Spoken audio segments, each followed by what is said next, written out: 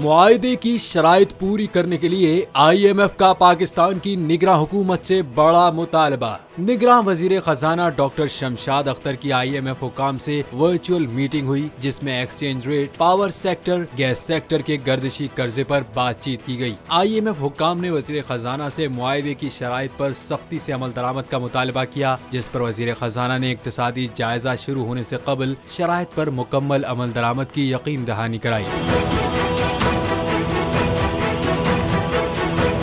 निगरान वज़ीर खजाना शमशाद अख्तर ने मार्केट बेस्ड एक्सचेंज रेट पर IMF को एतमाद में लेते हुए यकीन दहानी कराई कि एक्सचेंज रेट कंट्रोल करने के लिए कोई मसनूई पॉलिसी नहीं इख्तियार की जाएगी। एक्सचेंज रेट मार्केट खुद तयन करेगा। मीटिंग में पावर सेक्टर का गर्दिशी कर्जा कम करने के लिए IMF से पहले से तय स्कीम पर बात हुई और निगरान वज़ीर खजाना ने IMF हुकाम को मुआहदे की शराइत पर अमल दरामद के बारे में आगाह किया।